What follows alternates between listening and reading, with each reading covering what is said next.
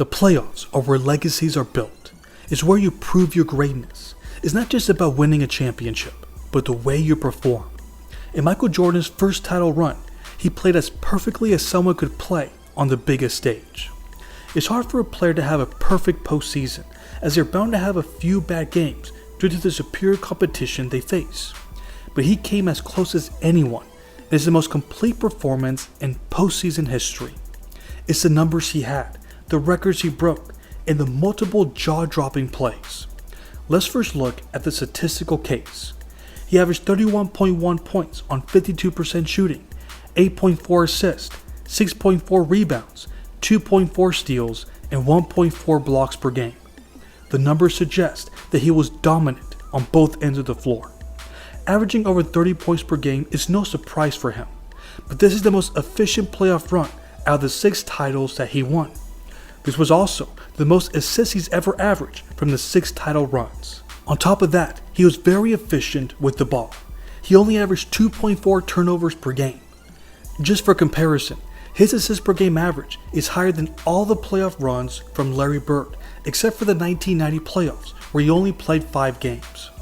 Let's not forget that Jordan was not playing in a positionless era as we're currently in, where these numbers are more common from a non-point guard. It was not the job of the shooting guard to distribute the ball, but he displayed a great balance of getting others involved and taking over. Now let's look at the analytical case. Here in a 4.8 win shares, 2.9 value over replacement player rating, 14.6 box plus minus, and a 32 PER. That is currently the second highest box plus minus, 7th highest value over replacement player rating, 8th highest PER, and 11th highest win shares for a single postseason ever.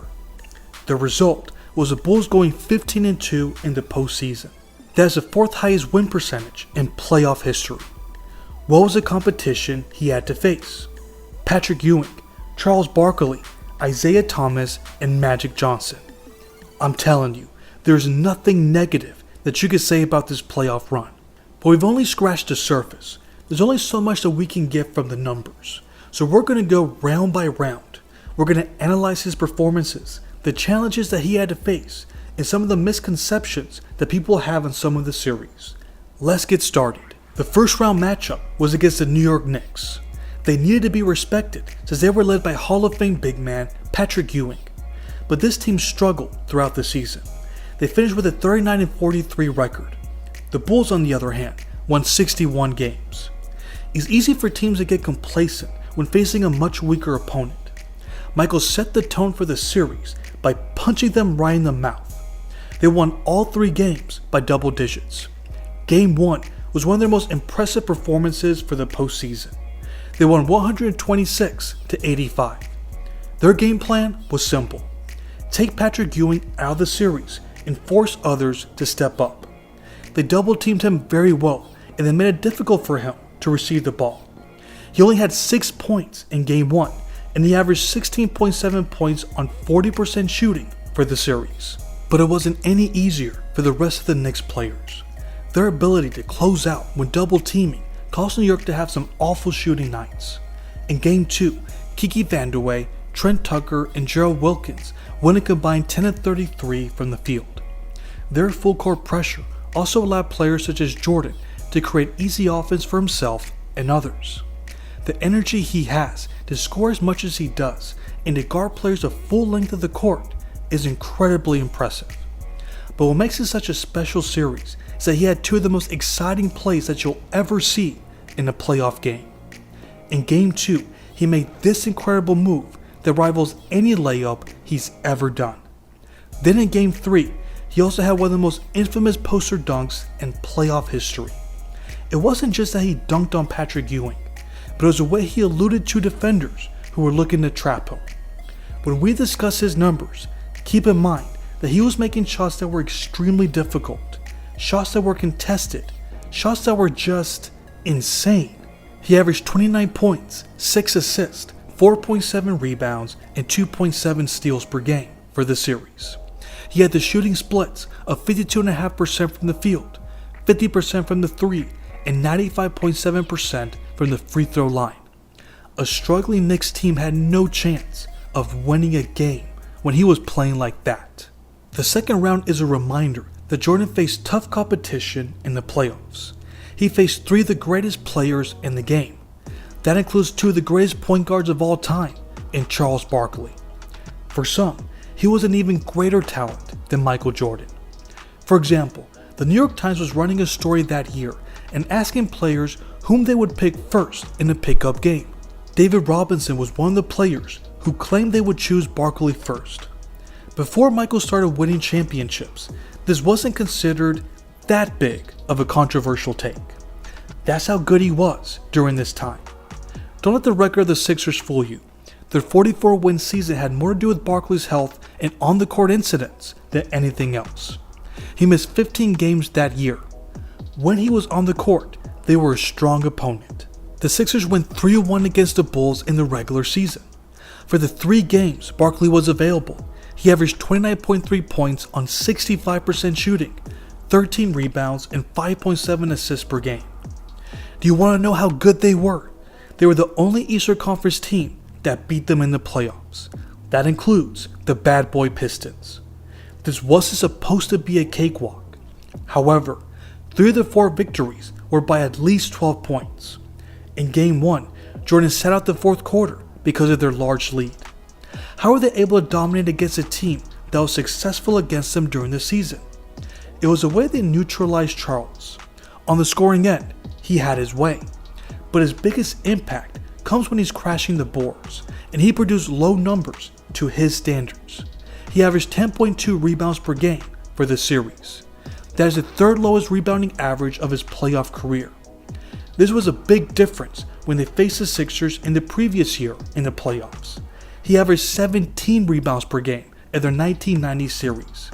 It was a collective effort to minimize his impact on the boards. Jordan, Pippen, and Horace all increased their rebounding numbers.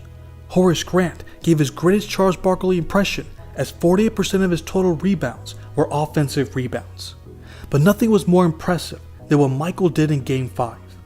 He pulled down 19 rebounds to go along with 38 points and 7 assists. Keep in mind that he was playing through knee tendonitis all series. At times, that affected his shot. But this is where he found a way to impact the game by being aggressive on the block and producing his career high in rebounds. But that wasn't his only highlight of the series. In Game 3, he recorded the most points from this historic playoff run. He had 46 points on 59% shooting, which was 47% of the team's points. He could have had more games like this, but he was following the game plan of getting others involved. In this game, his teammates were struggling, and he carried this team offensively. In the final minutes, he kept attacking and attacking the rim. He was relentless. But this game and playoff run was robbed of immortality. Hersey Hawkins made a 3-pointer that gave the Sixers a 2-point lead. On the other end, that didn't give the ball to Jordan in the final 2 possessions. It was Pippen, who had 9 of 23 from the field, that took their final shot with 2 defenders on them. If they could have pulled this victory out, they would have gone 15-1 in the playoffs instead of 15-2. They would have to settle with winning the series in 5 games. Another thing that Michael did well was containing Hersey Hawkins to 43% shooting for the series. Let's keep in mind that he was an all-star that season, and he was the Sixers' second go-to scorer.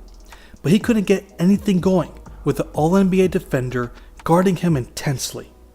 In the end, MJ had won the best all-around series of his playoff career.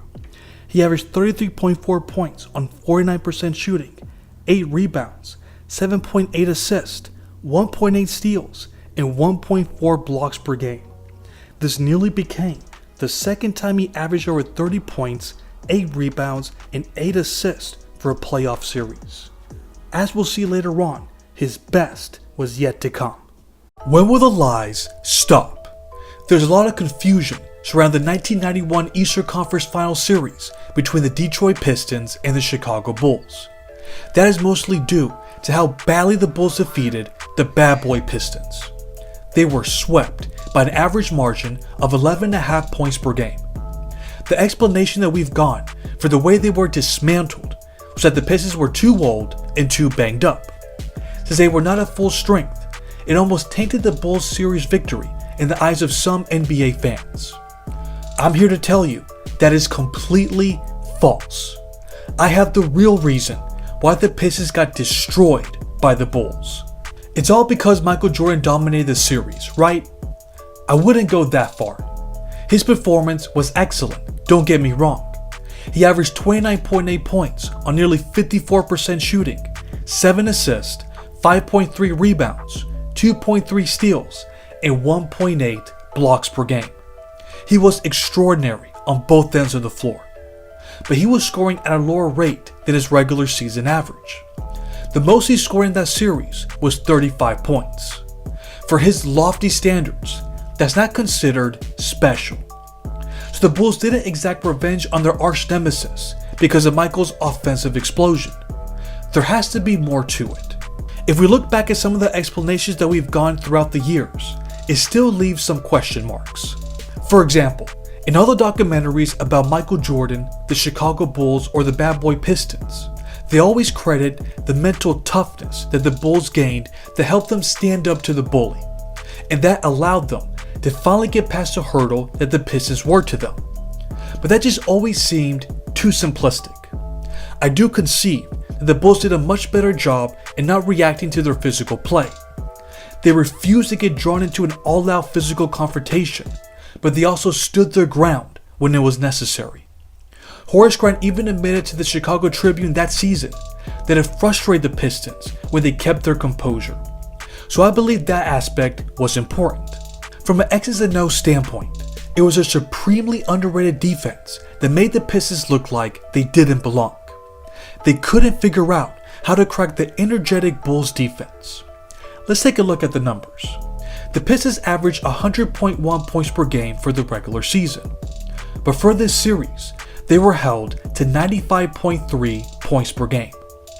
We'll get to why the whole "they were too old and banged up" claim is bogus in just a moment, but let's first prove that the Pistons weren't the only team to underperform due to Chicago's dominant defense. In the first round, the New York Knicks averaged 17.1 points less than the regular season average. In the second round, the Philadelphia 76ers averaged 11.2 points less than the regular season average. And in the finals, the Los Angeles Lakers averaged 14.7 points less than the regular season average. So I guess the Bulls made everyone look old and banged up. There was a reason why Chicago went 15-2 in the playoffs. But let's go back to the series in question. Let's look at some of the numbers that the Pistons players recorded. We first have Joe Dumars, who was their leading scorer in the regular season with a 20.4 points per game average.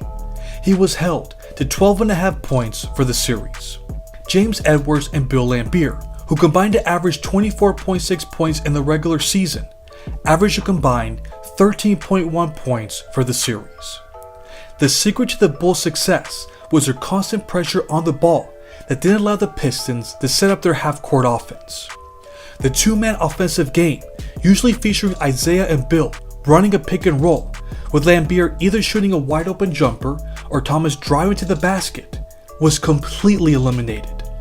The Bulls were so effective in fighting through screens and switching defenders, allowing Horace Grant and Scottie Pippen to bother Isaiah with their length. They showed that their traps, pressure, and athleticism on defense were their most dangerous weapon. You had Scottie Pippen, who was all over the court. Take for example his Game 1 performance when he had 6 steals and 5 blocks. The only other player to record over 5 steals and 5 blocks in a playoff game is Hakeem Olajuwon. When you have a player averaging over 3 steals and 2 blocks, along with 22 points per game, how do you even contend with that? Then we have the defensive versatility of Horace Grant. We're talking about a 6'10" power forward who could guard the full length of the floor. If that's an incredible luxury to have in today's game, imagine the advantage the Bulls had during that time. And finally, they had the greatest two-way player in NBA history. Michael Jordan played an important role in forcing the backcourt of the Pistons to play inefficiently. For example, Jackie McMullen made this interesting observation for an ESPN article in 2020 about Jordan's strong defensive play against the Detroit Pistons. Quote, "In that series, Detroit averages 0.79 points per play with Jordan as a primary defender and charges 35%, according to ESPN Stats and Info. Jordan relentlessly tracked guards Isaiah Thomas and Joe Dumars, pickpocketing them in the backcourt or springing out of his low defensive stance with cat-like quickness to flood their passing lanes." End of quote. And that's exactly what we saw. Joe Dumars was affected the most by Jordan's stifling defense. He averaged 34.7% from the field for the series. That is the lowest field goal percentage that he shot in a series for his career. So don't think for a second that the Pistons were no longer a formidable opponent just because they got their butts handed to them. Don't forget that Isaiah Thomas, Joe Dumars, Dennis Rodman, and John Salley were all under the age of 30 at the start of the season. This wasn't like the Bulls were playing the 1999 Houston Rockets. The series wasn't close because that's how good the Bulls defense was. If you think I'm guilty of revisionist history, check out this quote from the Washington Post back in 1991 before the start of the playoffs. Quote, "Why will Detroit be so tough to beat again? Isaiah and Dumars are still the best backcourt in the league. Rodman is still the best defender. Salley is a dunking/swatting monster. Aguirre, a 25-point scorer for his career, is certainly capable of filling Vinnie Johnson's old role. And there's always Lambeer." End of quote. This team was expected to be a threat. This team was expected to give the Bulls problems, but they ended up being exposed. For the record, I understand that Isaiah Thomas was limited. He has said multiple times that his quote, career-ending wrist surgery was a reason why they were swept. I understand that the Pistons were a bit banged up throughout the year. But come on, Bill Lambier and Dennis Rodman played all 82 games. Joe Dumars played 80 games. Mark Aguirre played 78 games. And John Salley and James Edwards played over 70 games. They weren't as banged up as you think they were.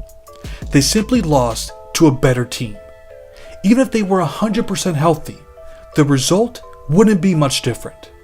It was time for the Chicago Bulls to start the greatest dynasty in the modern NBA, and there was nothing they could do to stop it. Well, let's go down the list.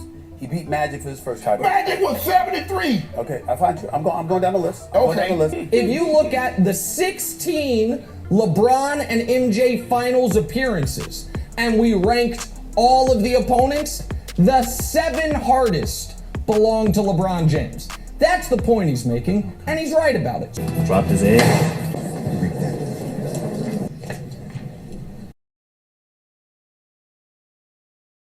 How quickly did we forget that Michael Jordan and the Bulls had to face the greatest point guard of all time? Or that the Lakers had the same number of Hall of Fame players as Chicago? Did we all of a sudden forget that the Lakers were favored by many basketball experts to win the series? We must have. If we go by the results, it seems like the Lakers were another quote-unquote weak finals opponent. They weren't. Jordan and the Bulls were just that good. Stop listening to revisionist history and start listening to what actually happened. This was the greatest opponent that Michael Jordan faced in the finals. We all know about Magic Johnson's greatness. It's no secret that he was the best player in the 80s, the golden era of basketball. What we specifically want to know is how great he was in 1991. According to some people, he was washed. That couldn't be farther from the truth. How can a player be washed when he won back-to-back MVPs in the previous 2 seasons? How can a player be washed when his last playoff series, he recorded a stat line that no one has produced in the history of the NBA? He averaged 30.2 points on 50% shooting and 12.2 assists against the Phoenix Suns. That is the only time that a player averaged at least 30 points and 12 assists in a series. It's clear that Magic Johnson was still in his prime. How else would you explain why he finished second in MVP voting in the 1990-91 season. The voters were all in agreement that he was the second best player behind only Michael Jordan. Let's take a look at his numbers. He averaged 19.4 points on 48% shooting, 12.5 assists, and 7 rebounds per game. He dished out a total of 989 assists, which is the highest of his career. It's in fact the 11th most for a single season ever. He was still able to be himself while playing in a totally different system. This was their first season without Pat Riley as their head coach. He was replaced by Mike Dunleavy. This team was no longer a fast break offense. Instead, they played a style that was a staple of 90s basketball. They slowed it down, they played a half-court offense, and they became a more defensive-oriented team. Here's what the numbers say. They played with the third slowest pace in the league. They finished second in opponents' points per game. They were fifth in defensive rating. Although they were about average in points per game, they finished fifth in offensive rating. At this point, it was clear that Magic could be dominant no matter the system he was in. An advantage the Lakers had was that they could play 5 big and long players at the same time. They had their version of the death lineup. They would often use Magic at the point, who was 6'9", Jeff Teagle at the 2, who was 6'5", James Worthy at the 3, who was 6'9", Sam Perkins at the 4, who was 6'9", and Vlade Divac at the 5, who was 7'1". They would create all sorts of problems on defense with their double teams, and Magic would take advantage of all the mismatches on the offensive end. There's a reason why they won 58 games, which was the third best record overall. Even with the stylistic changes, this was still the same core that won 3 championships in the previous 6 years. They still had James Worthy, Byron Scott, and AC Green. And guess what? They were all under 30 years old at the start of the season. This team was not old. This was a legitimate title contender. So much so that the New York Times picked them to win the series in 7 games. That was considered a wise prediction. They had the experience, they had the personnel, and they had Magic Johnson. The NBA media just wasn't convinced that the Bulls were ready to defeat a team led by such an iconic player on the biggest stage. As we all know, they were dead wrong. They suffered a gentleman's sweep and lost by an average margin of 12.8 points.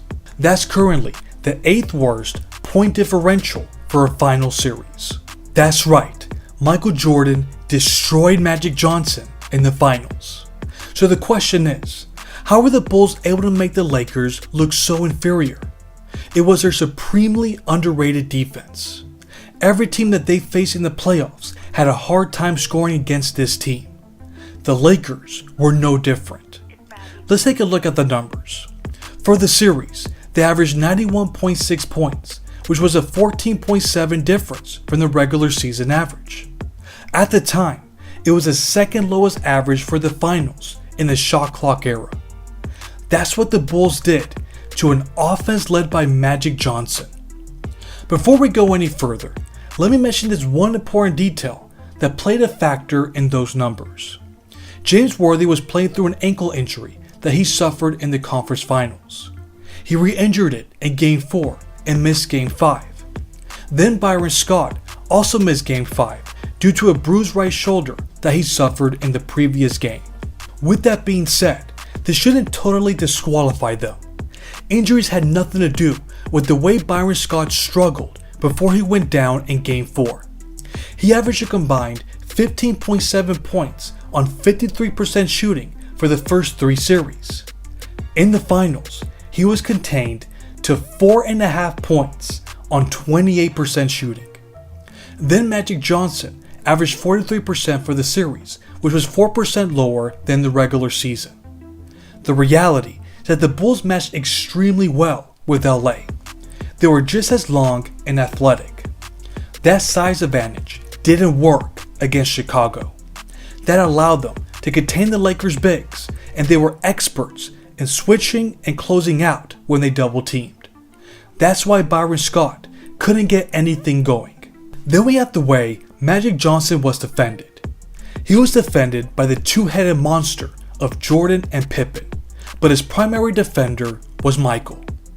The plan was to wear him out and to take the ball out of his hands as much as possible. Their relenting efforts played a part in his drop in efficiency. To be fair, Magic's biggest strength has never been scoring. He was still able to create offense for his team at a high level. But during this time of his career, he was a threat for having a big scoring game if he felt like his team needed it. But the Bulls wouldn't allow that to happen.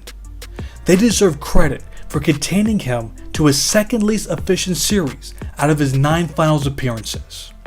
Then there's this simple fact. Magic Johnson never faced a player like Michael Jordan in the playoffs. The numbers that he recorded are gonna blow your mind. He averaged 31.2 points on 56% shooting, 11.4 assists, 6.6 rebounds, 2.8 steals, and 1.4 blocks per game. There is a strong argument that this is the greatest all-around performance in NBA Finals history. There's only been one other player to average at least 30 points and 10 assists in the finals. That's LeBron James. Here's the difference though. He's never averaged as many assists as Jordan did in that series. But that's no knock on LeBron. In fact, this is the highest assist per game average by any player, not named Magic Johnson. Now let's look at the other side of the ball. His 2.8 steals per game average is the 4th highest for a final series ever. And let's not forget some of his memorable moments. We have Game 2 when he hit 13 straight shots. We all know which one of those shots was the most iconic. The look away to Livingston. Jordan. Oh, a spectacular move by Michael Jordan. Then the following game, he hit the game-tying bucket with 3.4 seconds remaining, forcing overtime.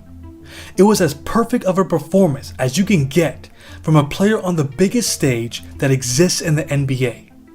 But he didn't do it alone. All of his teammates stepped up in a major way. No one was more impressive than Scottie Pippen. He averaged 20.8 points on 45% shooting, 9.4 rebounds, 6.6 assists, and 2.4 steals per game. If you were to watch this series again, you'd quickly realize that the Lakers were overwhelmed with Scottie's skill set. Whether it was on offense or defense, his presence was always felt. Then we have Horace Grant, who averaged 14.6 points on 63% shooting and 7.4 rebounds. And we can't forget John Paxson, who made the Lakers pay every time they left him open. He averaged 13.4 points on 65% shooting. With the way this team was clicking on offense and defense, it's no wonder that the margin of defeat was so large. After it was all said and done, the Bulls had one of the most dominant playoff runs ever. They went 15-2 and were 2 game winners away from being the only team to go undefeated in the postseason. I personally believe that the 1990-91 Chicago Bulls are one of the most underrated teams of all time. I even think that they're one of the greatest teams Magic Johnson ever faced in the finals.